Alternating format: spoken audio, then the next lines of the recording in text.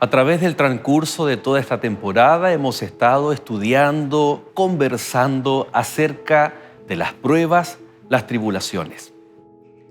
El crisol, sin duda alguna, el lugar, el momento en donde somos probados.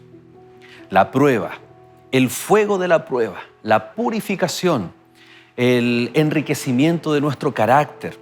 Todo esto no es ajeno a nosotros. No estamos estudiando de una historia o de un libro del Antiguo Testamento o del Nuevo para aplicar aquellos principios en nuestra vida. Estuvimos estudiando aquello que tú y yo estamos viviendo a diario. Tal vez a través de una enfermedad, a través de una prueba en tu trabajo, un trato injusto, problemas económicos, no lo sé. Pero sin duda alguna que todos nosotros, al estar en un mundo de pecado, estamos expuestos a la tribulación, al crisol. Y es aquí, en este momento, cuando la obra de Dios es especial en la vida de aquellos que están sufriendo. Dios ha dado evidencia de que no nos abandona, de que está en medio de nosotros, de que hay un propósito y un beneficio especial para nuestras vidas, para cada uno de nosotros, aún en medio del crisol. Y hoy, en este capítulo, el último de esta temática, de esta temporada, estaremos estudiando acerca del mayor de los ejemplos, del mayor de Cristo Jesús, quien vino a este mundo a morir por nosotros. Y antes de su muerte en la cruz, padeció un sufrimiento de tal magnitud que incluso para ti y para mí es difícil dimensionar, pero que la palabra de Dios nos ayuda a comprender este momento en el cual Cristo padeció también su propio crisol por ti y por mí para nuestro beneficio. Te invito a que te quedes en este interesante tema aquí en Lecciones de la Biblia.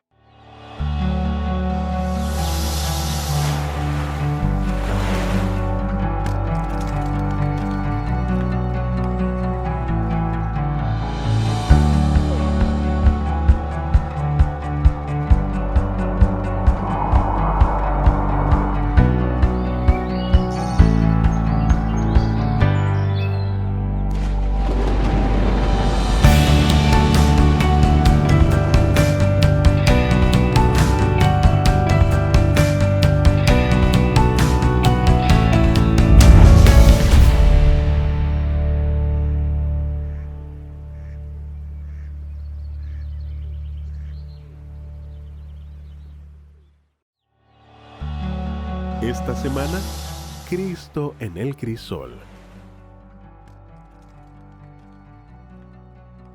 Cerca de la hora novena, Jesús clamó a gran voz diciendo, Elí, Elí, lama sabactani. Esto es, Dios mío, ¿por qué me has desamparado? Mateo, capítulo 27, versículo 46.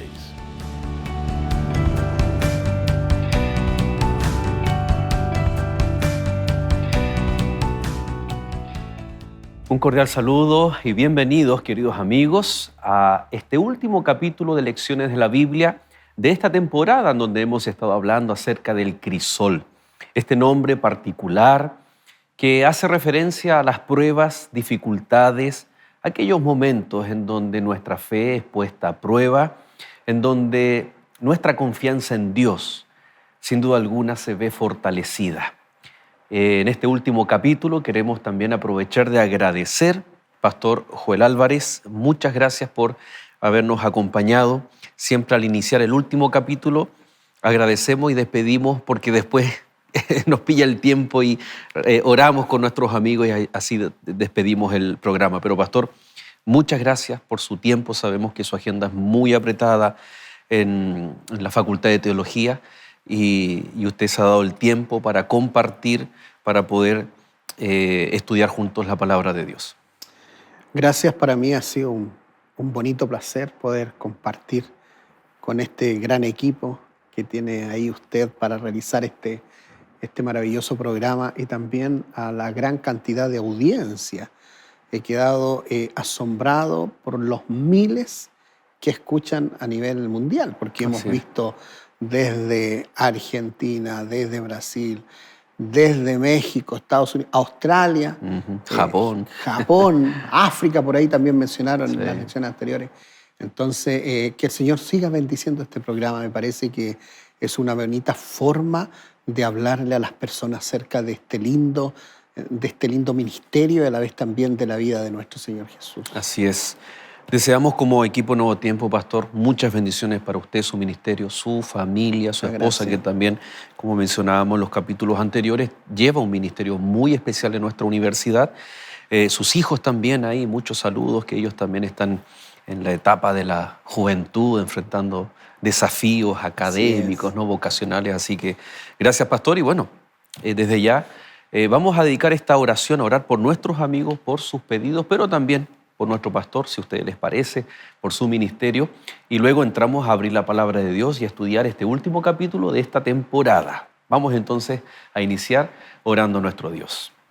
Querido Padre, buen Dios, te damos gracias, Señor, porque una vez más estamos cerrando una temática en donde tú nos has bendecido con tu palabra, con la presencia de tu Santo Espíritu, no Amén. solo para comprender, sino, Señor, para poder tomar decisiones, para poder llevar esto a nuestra vida espiritual, poder sentirnos más cerca de Dios, poder, Señor, prepararnos, estar más preparados aún para aquel momento, aquel día cuando tú vengas a buscarnos.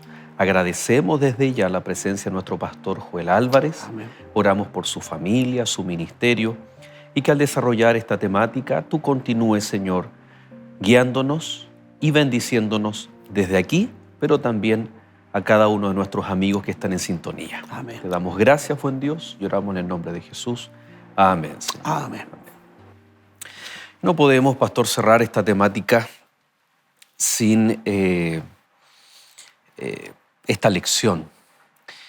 El mismo Pablo en Hebreo menciona, ¿no?, que tenemos tal sumo sacerdote que se compadece de nosotros, Claro. porque vivió, ¿no?, lo mismo que nosotros, ¿no?, porque padeció en todo, pero sin pecado. Sin pecado. Esa frase, ¿cómo podríamos resumirla, explicarla? Con respecto a la naturaleza de Cristo, Él vino a este mundo, sufrió. ¿Cómo entender el sufrimiento de Cristo siendo Dios, pero al mismo tiempo siendo hombre? ¿O era un hombre distinto? ¿Era un superhombre? ¿O era un Dios inferior? ¿Cómo se relaciona la naturaleza de Cristo en este mundo, en la encarnación, y especialmente con el sufrimiento, con su propio sufrimiento? Bueno, la Escritura es clara en mencionar las características de la pasión de Jesús y cómo fue atacado Jesús desde lo intelectual, en este caso desde lo racional, porque las tentaciones fueron direccionales de Satanás hacia Jesús. Se le apareció Satanás y lo tentó ahí en el desierto de manera categórica, usando el razonamiento, el intelecto y utilizando también lo cotidiano, lo que él estaba observando, lo que él había vivido. La Mostrándole. necesidad que tenía también, ¿no? Claro. De hambre, de comer pan. Claro, entonces él tenía las mismas necesidades que nosotros tenemos de alimentarnos, de descansar. de descansar, de conocer, de experimentar experiencias, etcétera, porque ya lo vimos en las lecciones anteriores. Jesús se familiarizó con la sociedad, estuvo viviendo ahí, pero su divinidad, la divinidad de nuestro Señor Jesucristo, fue velada para que Él no utilizara eso para vencer lo que era el pecado. Él tenía que hacerlo para mostrarnos a nosotros que nosotros también podemos vencer el pecado. Cristo necesitó también la asistencia del Espíritu Santo en el apoyo por el ministerio que Cristo tenía. No podía venir a este mundo con pecado, porque de otra forma no hubiese podido vencer la cruz. Por lo tanto, la Escritura nos dice claramente que nuestro Señor Jesucristo, aunque padeció igual que nosotros, el Señor Jesús nos demostró que nosotros podemos también padecer, pero también podemos disfrutar de la presencia del Espíritu Santo para seguir avanzando. Muchas veces, pastor, quedamos abrumados. Nosotros comentarle a nuestros amigos que vivimos en una zona semi-rural a estas alturas, ¿no? Claro. Pero en el entorno de la comunidad de nuestra universidad, en lo personal soy malo para ver los noticieros. Sí escucho noticias por la radio o por internet, pero hace poco estaba de visita en casa de mis padres y ellos acostumbran, ¿no? La hora de las noticias, del noticiero, ellos prenden el televisor. Yo miraba y bastaron 10 minutos, pastor, y era empaparse de maldad, delincuencia, narcotráfico, muertes, condenas. ¡Wow! Y uno dice, ya existía, obviamente existía, el pecado, pero me refiero a la inmoralidad, los temas sociales, cuando Cristo nace. Y Él, siendo niño, tiene que crecer y desarrollarse en un contexto, en un mundo, tal cual como cuando nosotros muchas veces encendemos las noticias y nos empapamos. No podemos ser ajenos. Uno escucha una noticia, un hombre va y secuestra a una niña pequeña de 3 años, la viola y después la mata, después viene y la entierra. No podemos quedar indiferentes. Claro. ¿Cómo fue la infancia, la adolescencia y la juventud de Jesús, que estaba rodeado de casi lo mismo, ¿no? Bajo ese contexto en el cual Jesús se encarnó y vino a este mundo? ¿Cómo fue el crecimiento de Jesús en relación al pecado? Usted mencionó que Él no cometió pecado, pero eran momentos en que estaba como experimentando, conociendo lo que estaba pasando en este mundo. Claro. Jesús permitió, dentro de su experiencia que iba a vivir aquí en la tierra, poder pasar por todas las etapas, desde pequeñito, desde la niñez, desde la adolescencia hasta la juventud, para poder ser un ejemplo para nosotros en las diferentes dificultades que nosotros hemos pasado aquí en esta tierra. Tuvo que trabajar, aprender un oficio con su padre y poder ayudar a su padre. Experimentó en su propia familia la muerte muy temprana de su padre. Y él tuvo que hacerse cargo de su madre para poder llevar el alimento y trabajar para poder sustentar también a su madre. Experimentó y observó la injusticia social, con respecto al tema de los sueldos. Se les pagaba muy poco y ellos tenían que luego casi devolverlo todo para pagar impuestos. Veía cómo se levantaban muy temprano los jornaleros a ir a trabajar. Veía a los pescadores, observaba a los agricultores, veía a los romanos, veía a los soldados. Las viudas, los huérfanos, claro, pudo observar eran a la los humanidad, más abandonados. A la humanidad tal y tal como la estamos viendo hoy en día nosotros. Por lo tanto, no fue indiferente, pero sí una cosa importante, no se mezcló con temas que tenía que ver de irse en contra de las autoridades que estaban establecidas. Él respetó, él fue un respetuoso, a tal punto que incluso devolvió los impuestos que él tenía que pagar y también ayudó a Pedro para que él pagara también todos los impuestos que él tenía que pagar. O sea, él se mezcló con la humanidad, vivió la vida con la humanidad, pero supo enfrentar en base a los consejos de su madre, al consejo de su padre, enfrentar la vida que tenía que seguir él más adelante. ¿Qué hubiese pasado, pastor, si esta pureza inmaculada, esta perfección que toma esta condición humana, qué hubiese pasado si se mancha? Si el pecado causa un efecto en este Jesús en desarrollo. Dicho de paso, hay personas que piensan que fue en el bautismo de Jesús, en donde el Jesús recibe la divinidad y se convierte en Dios hombre. Pero lo que usted menciona y la Biblia también corrobora en aquellos pasajes de Lucas, de Mateo, que Jesús, el Hijo de Dios, vino a este mundo y crecía y se desarrollaba como un niño normal, no ajeno a las consecuencias del pecado, sentía hambre, sed, necesidades. No obstante, se mantuvo puro. ¿Qué hubiese pasado si esa pureza se ve manchada por el pecado? Fíjate que dentro del tema de la decisión de Jesús, la autora Elena de White dice que Cristo conocía muy bien la ley de la salud y él no perjudicaba, ni consumía, ni agredía su cuerpo produciendo algún tipo de enfermedad, porque él conocía cómo funcionaba nuestro organismo. Por lo tanto, él cuidó su cuerpo para no producir enfermedades en él. Ahora, el ejercicio, el trabajar en la madera, porque llevar los troncos junto con su padre requería un buen estado físico. O sea, la salud le acompañó para poder realizar después las actividades más adelante. Ahora, es importante que él supo y consideró siempre que la tentación estaba ahí al acecho y que era la decisión de él ceder o no ceder.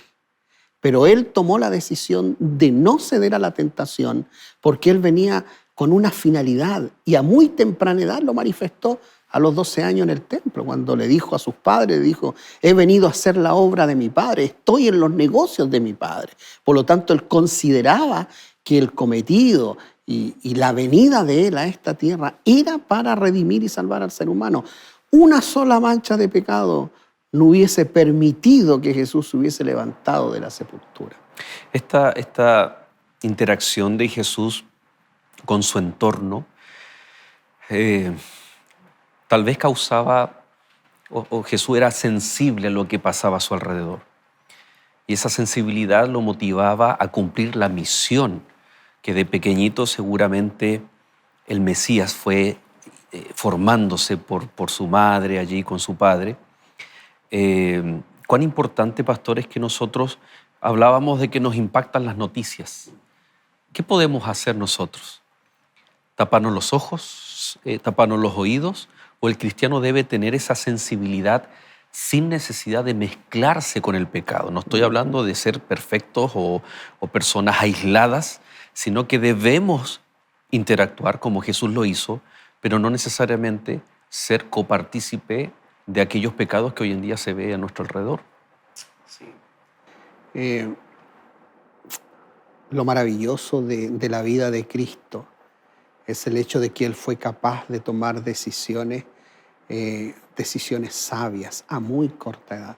Se han escrito muchos libros, se han hecho muchas investigaciones acerca de Jesús, tanto de creyentes como no de creyentes. Algunos, por ejemplo, han puesto cosas ficticias con respecto a Cristo. Por ejemplo, que en un momento Jesús estaba jugando con sus amigos y de pronto sus amigos querían de un fruto que estaba arriba y Jesús hizo un milagro y luego bajó el árbol y los chicos comieron de eso. Otro que vio un pajarito que estaba ahí, lo tomó y sus compañeros vieron. Y eso. Pero eso no lo explica la Biblia. La Biblia es clara en guardar un silencio y lo hace por una manera muy específica. Solo se nos muestra a Jesús actuando en beneficio no de Él, sino en beneficio de la humanidad.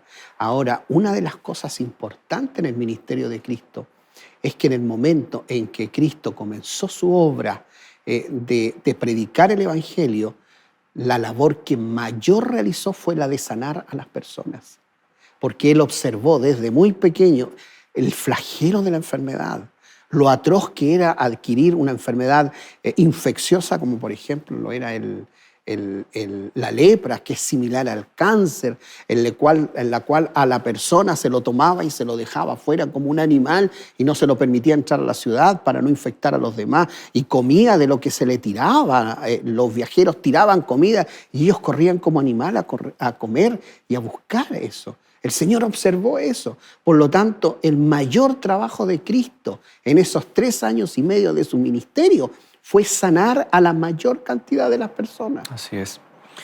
No obstante, pastor, la profecía mesiánica ya lo decía, ¿no?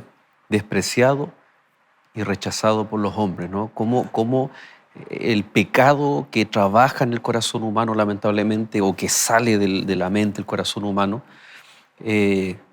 causó ciertos crisoles en Cristo al ver el rechazo. Vamos a hacer un alto y nosotros vamos a volver para comentar cómo el rechazo provocó un dolor en Cristo Jesús y qué era realmente lo que provocaba dolor en su corazón. Ya regresamos.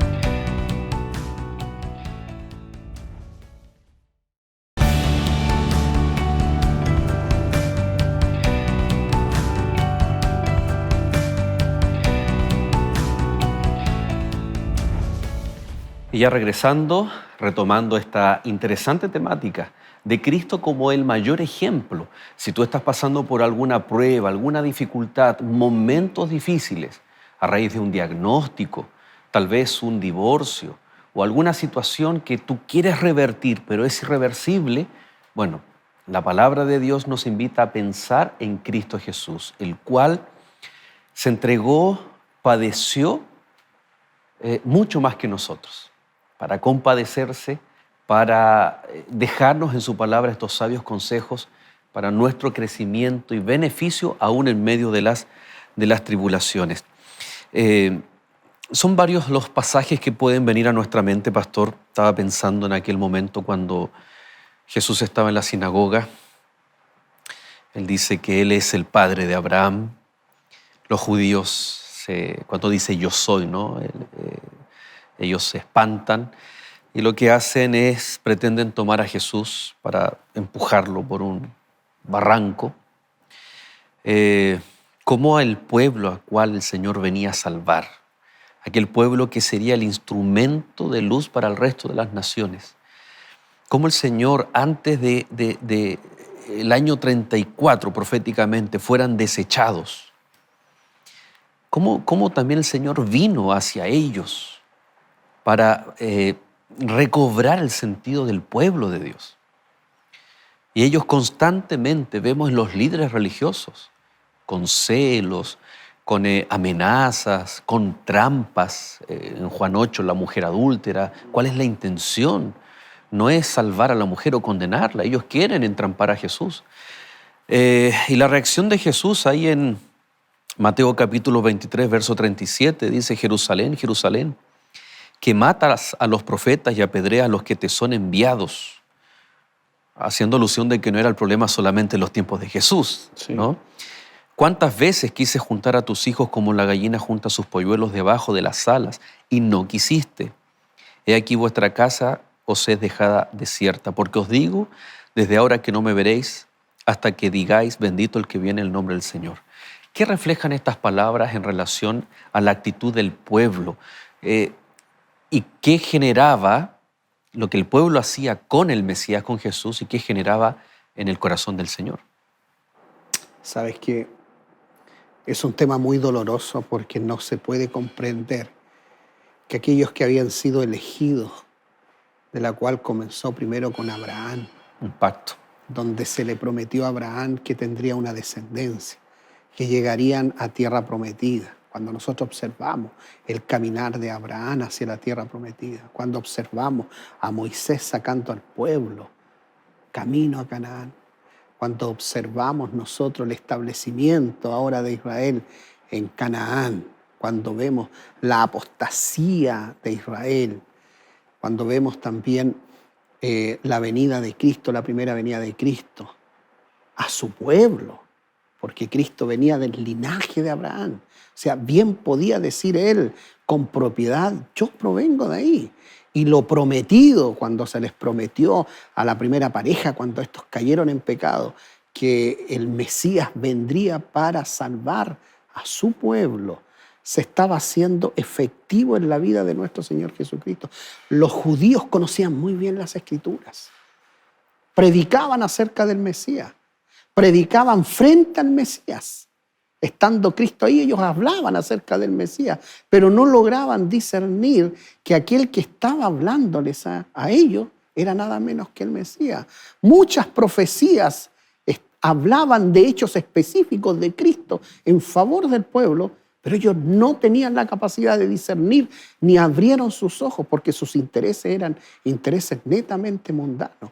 Entonces, cuando Cristo vino a ellos, no fueron capaces de considerar la profecía y ver que la realidad y lo que ellos tanto esperaban estaba ante sus propios ojos. He ahí el dolor tremendo de Dios de ver a su Hijo Jesucristo, que había sido prometido desde el Edén, que había pasado por Abraham, que había pasado por Moisés, que había estado con Moisés, con el pueblo. Ese pueblo que lo esperaba, lo rechazó en su propia cara. No quería aceptar al Mesías, no quiso aceptar a Cristo. Fíjate que hoy en día todavía los judíos están esperando, un grupo todavía espera la venida del Mesías, la primera venida de Cristo. Incluso hay otros grupos que ya anunciaron que está el Mesías.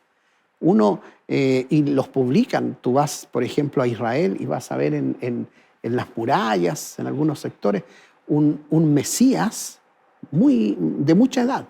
Y hay otro grupo que proclama un Mesías muy joven.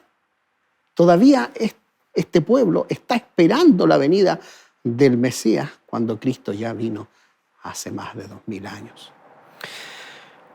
Sin duda que el desprecio, el rechazo, usted lo mencionaba y me quedé pensando ahí, visto desde el Padre, ¿no? Él envía al Hijo visto desde el Padre, no solamente generó algo en Cristo en este mundo, cuando estuvo en este mundo, sino también en el Padre, en el cielo, en los ángeles. Pero qué interesante que no es solamente un dolor por el rechazo, sino dolor, y yo creo que este es el mayor dolor en el corazón de Dios, por las consecuencias del rechazo, que es la condenación. Yo creo que eso es lo que más le duele a Dios. No es que rechacen a Cristo Jesús.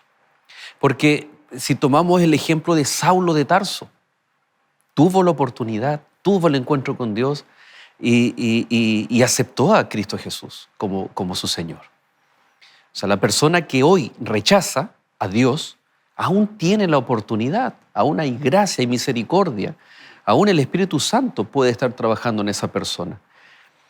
Pero lo que trae dolor al corazón de Dios es cuando la consecuencia del rechazo. La acción ya es fea, el desagravio para con Dios, el Espíritu Santo. No obstante, es que una persona prefiera con la condena, la muerte eterna, y no la vida eterna que de forma gratuita y tal cual como está la puede recibir gracias y por medio de la fe en Cristo Jesús. Yo creo que eso también es lo que a Dios le causa, ¿no? La consecuencia del rechazo más que el rechazo mismo.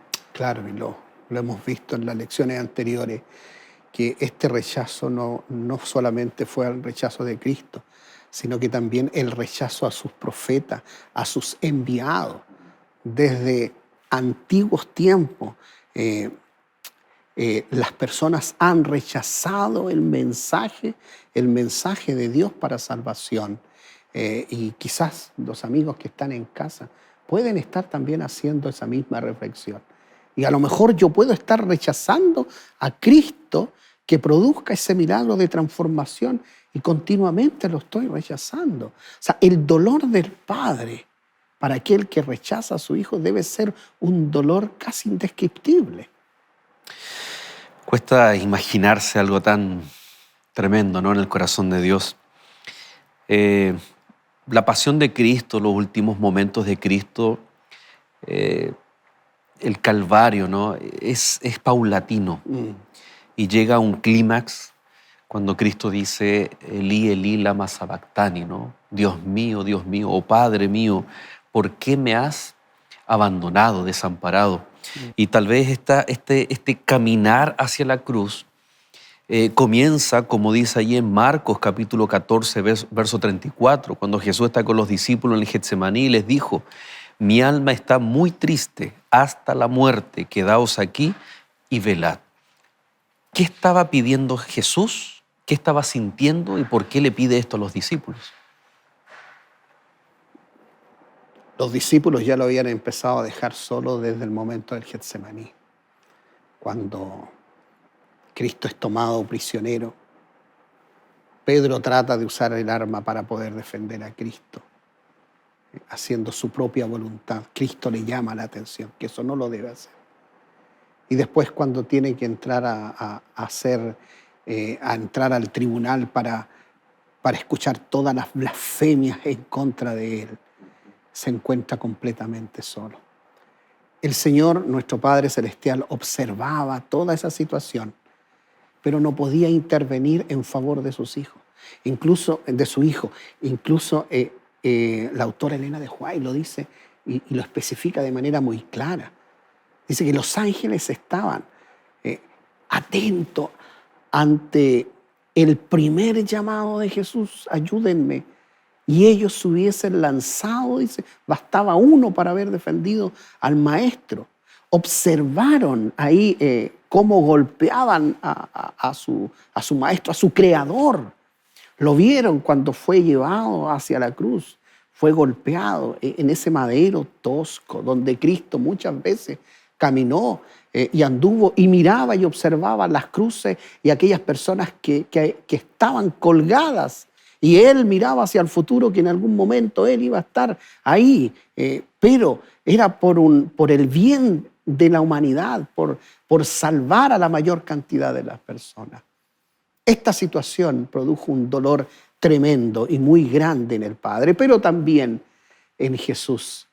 Jesús estaba en ese momento rodeado, dice la Escritura, rodeado de la maldad, de ángeles malos, dicen tinieblas, haciendo y logrando una separación con su Padre. Pero su Padre estaba atento a lo que estaba sucediendo. Pastor, dice en Lucas, capítulo 22, del verso 39 en adelante, pero leo el verso 43. Cuando Cristo estaba allí, ¿no?, orando, si quieres pasa de mí esta copa, pero que no sea mí, sino tu voluntad. Sí. En el verso 43 dice, y se le apareció un ángel del cielo para fortalecerle. Y estando en agonía, oraba más intensamente, y era su sudor como grandes gotas de sangre que caían hasta la tierra. Permítame aquí leer, usted citaba, ¿no?, deseado toda la gente, página 637 de Ellen White. Sentía que por causa del pecado estaba siendo separado de su Padre. Y en ese momento, cuando él siente eso, aparece un ángel, tal vez también ahuyentando a todas aquellas huestes que estaban acechando en aquel lugar oscuro a Cristo Jesús.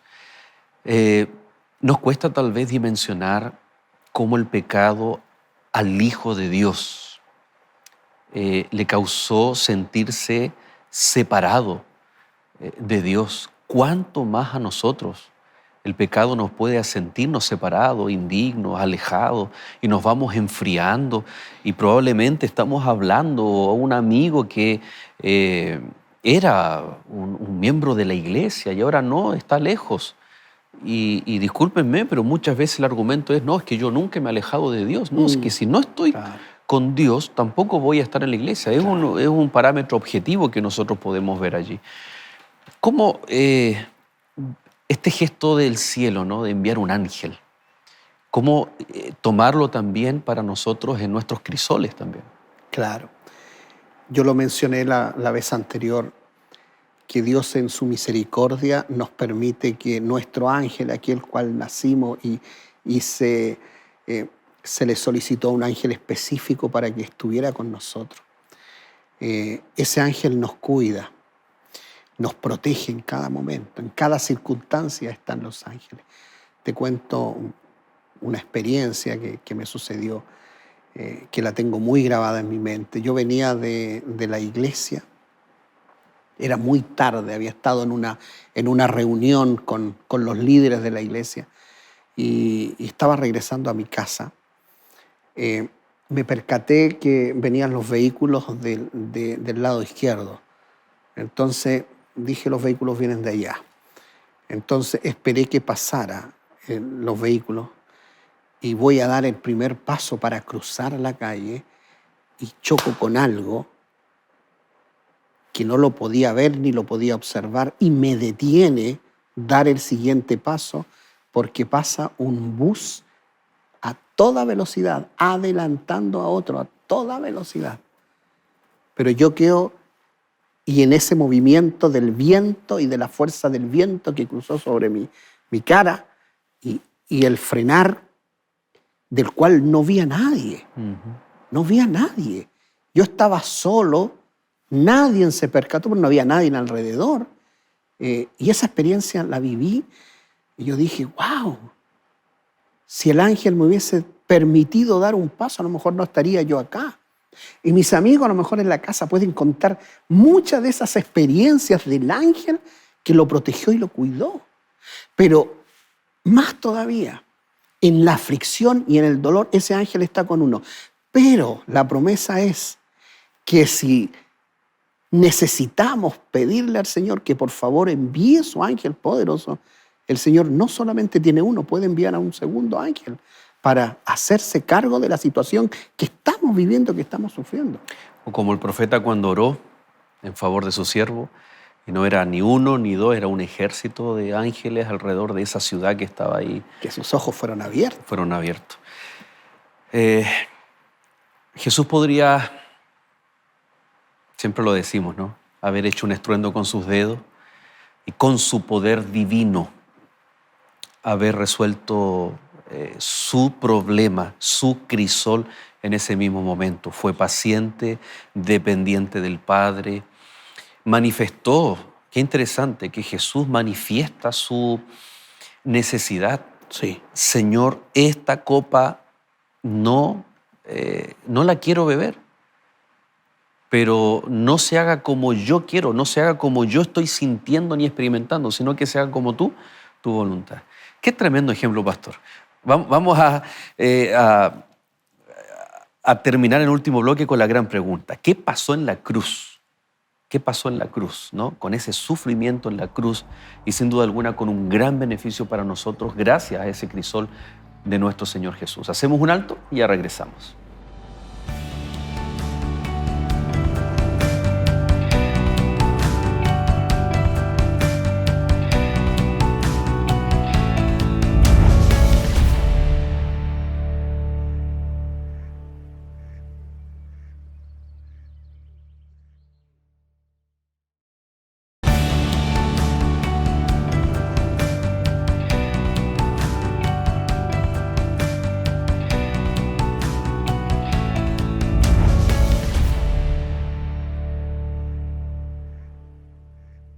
Hola. El perdón es una de las palabras más difíciles de pronunciar, pero aún así Jesús dijo muchas veces, tus pecados te son perdonados, o incluso en la hora de su muerte dijo, Padre, perdónalos porque no saben lo que hacen. ¿Y tú, sabes cómo alcanzar el perdón divino? ¿O sabes a quién debes pedir perdón? Encontrarás las respuestas en esta guía de estudio que tengo aquí, Enseñanzas de Jesús. En ella no solo podrás saber lo que Jesús dice sobre el perdón, sino también temas relevantes para nuestra salvación. Solicítala a los números que están apareciendo en tu pantalla y la enviaremos gratuitamente hasta tu hogar.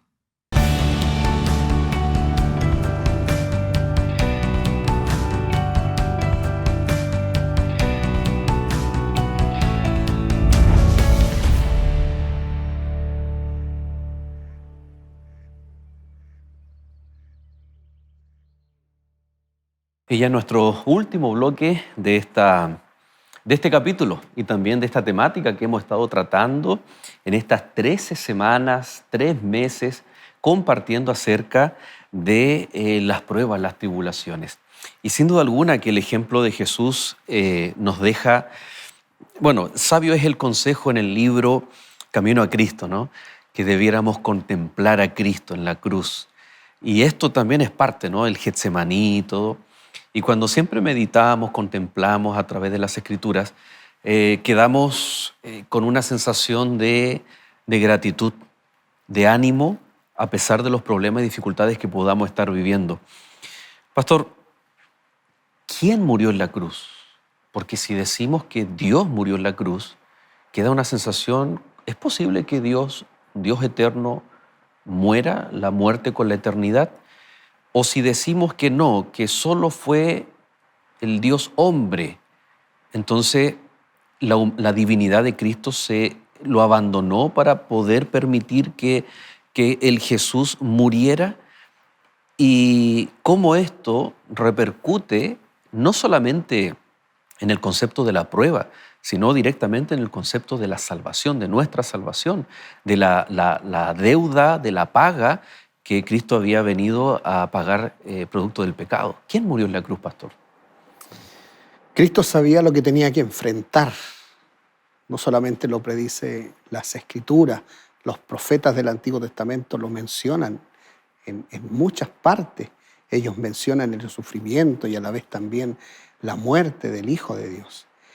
Cuando Cristo muere, y esto es, ya entramos en un tema retórico, ya homilético que usamos nosotros los que trabajamos en el tema de la teología. Quien muere ahí en la cruz soy yo. ¿Gracias a qué? Gracias a la muerte de mi Señor Jesucristo. Yo también tengo que morir. Y ahí vamos en el tema de la reflexión. Yo debo morir al yo, debo morir y sepultar mis pecados en las aguas del bautismo.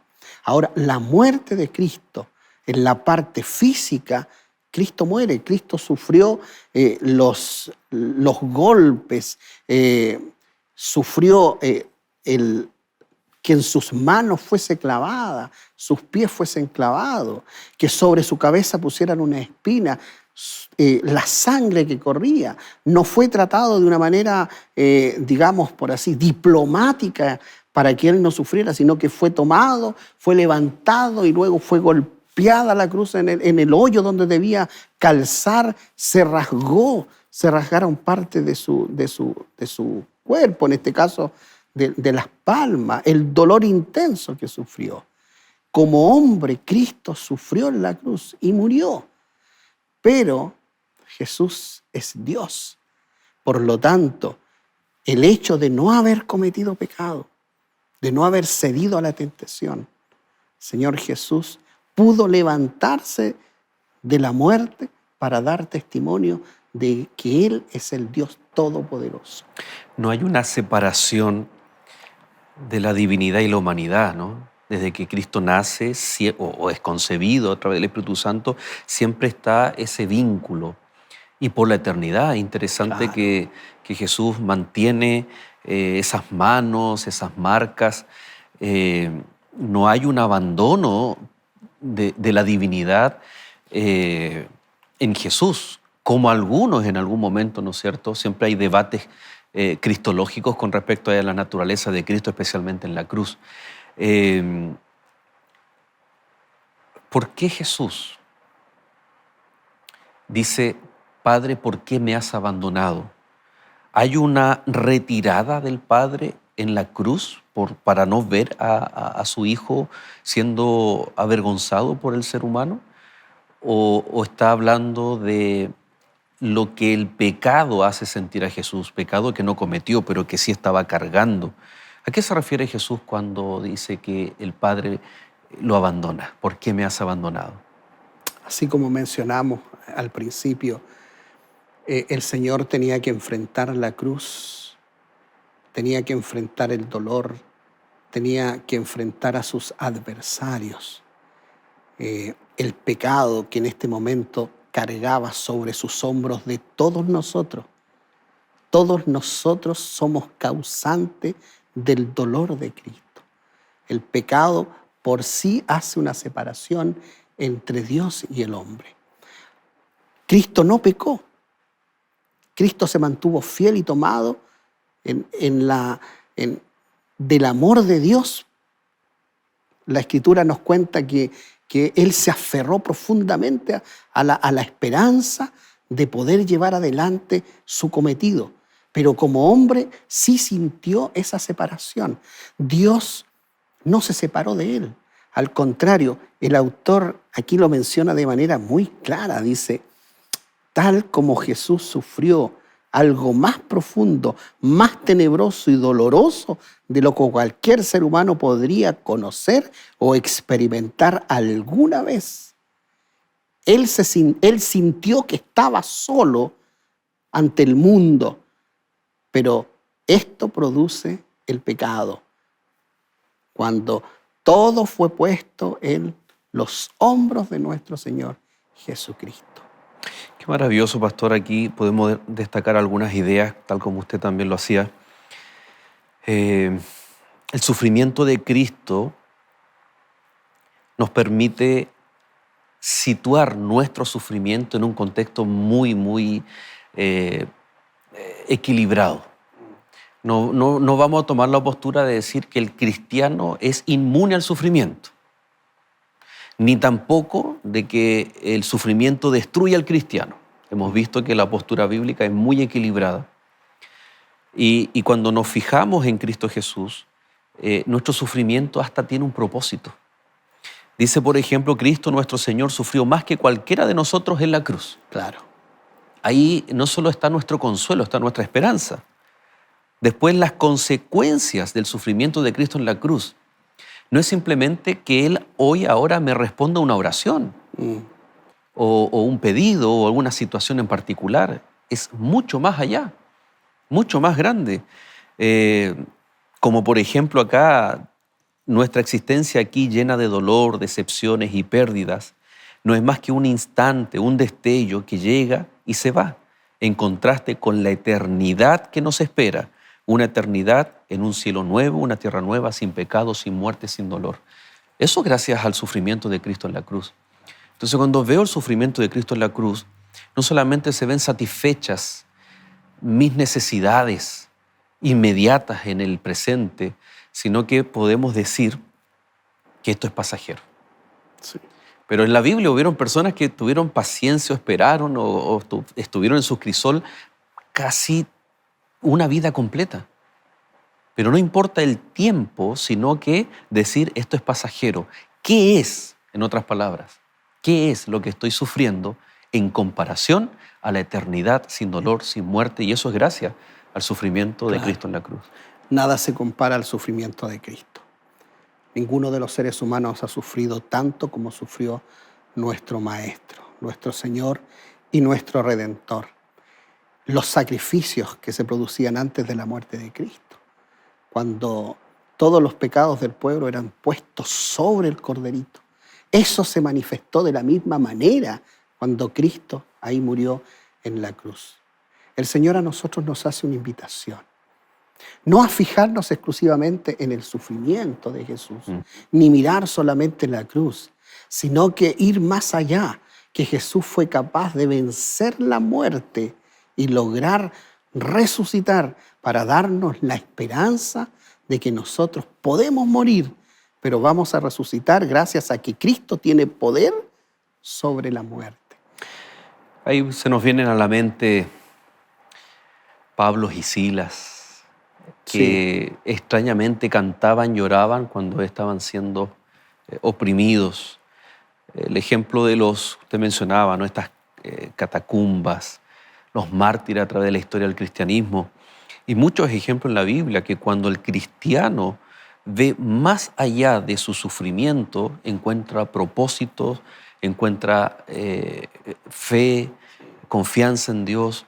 Y esa es la invitación que sin duda alguna el Señor tiene para cada uno de nosotros en esta hora. Y pastor, comenzábamos este capítulo agradeciéndole. Gracias, pastor Joel, ya el tiempo se nos ha ido, por habernos acompañado nuevamente. Y en lo personal, siempre usted hacía las invitaciones, los llamados. Yo quiero pedirle un favor, si me permite también a mí hacer el último llamado de esta temporada.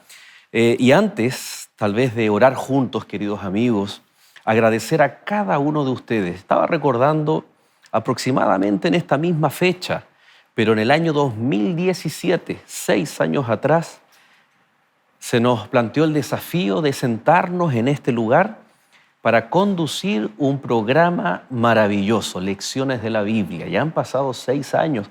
Yo tenía los números por ahí, pastor, tenía la cuenta, pero son muchos capítulos, muchas temporadas, estudiamos diversos temas con muchos invitados que ustedes saben que son parte también de Lecciones de la Biblia y son parte de la casa aquí en Nuevo Tiempo. Por mi parte, damos concluido un ciclo maravilloso de 6 años de conducir este programa. La próxima temporada, recuerde, Lecciones de la Biblia continúa, pero con nuevas sorpresas, continúa con nuevos invitados y también con un nuevo conductor. Así que queremos desde ya agradecer la disposición, orar por el pastor, nuestro pastor, él es de la casa, Pastor Pablo Millanao, que estará dirigiendo la conducción de nuestro programa Lecciones de la Biblia. Gracias por sus saludos, por sus mensajes. Continuemos en contacto allí a través de las redes sociales. En lo personal, ahí nos pueden buscar. También vamos a tener ciertas sorpresas también en los contenidos digitales relacionados también, por supuesto, con la palabra de Dios. Allí puede buscar Joel Sandoval en Facebook, en Instagram, para mantenernos siempre, por supuesto, en contacto. Queridos, si sufrimos en este mundo es porque estamos en el lugar correcto. Es porque estamos de parte de Dios y no de parte del enemigo. Con perseverancia, con esfuerzo, poder fortalecernos los unos con los otros. Y ese es el propósito de Nuevo Tiempo, especialmente de su programa, del poder encontrarnos en torno a la palabra de Dios para que cada día, cada semana, poder decir, tomar decisiones de vida eterna por Cristo Jesús. Si usted ya ha tomado su decisión por Cristo, sigamos predicando para que otros conozcan del Señor y Cristo pueda volver. Y si usted aún lo está conociendo, no demore más y tome una decisión por Cristo Jesús. Oremos a nuestro Dios. Querido Dios y Padre nuestro, gracias te damos, Señor, porque tú nos acompañas, porque tú estás en medio de nuestros crisoles, en medio de la prueba. Nunca nos abandonas, porque tú, Señor, sufriste no solo lo mismo, sino aún mucho más, las consecuencias, los efectos del pecado. Tú nos comprendes, tú nos entiendes, Señor, y es por esta razón que nosotros en esta hora queremos dejar nuestras aflicciones a tus pies. Amén. Queremos, Señor, confiar en ti y ver más allá, incluso de la tan anhelada resolución de nuestros crisoles. Queremos ver, Señor, aquel momento cuando nos des la bienvenida, aquel reino donde no habrá más muerte, dolor, donde no habrá más sufrimiento. Queremos, Señor, que nuestros crisoles, nuestras tribulaciones sean pasajeras, porque muy pronto tú vendrás, Señor, a buscar a tus hijos. Amén. Bendice a nuestro pastor Joel Álvarez, su familia, su ministerio. Amén. Bendice a cada uno de nuestros amigos, Señor, que nos sintonizan, a sus familias, y bendice este hermoso programa que continúa para predicar, para aprender aún más de tu palabra. Amén. Oramos y te pedimos todo en el nombre de Jesús. Amén, Señor. Amén. Pastor, que Dios les bendiga. Muchas gracias. Un fuerte abrazo, queridos amigos. Que Dios les bendiga y nos estaremos encontrando, si Dios quiere, en alguna otra oportunidad. Que Dios te bendiga.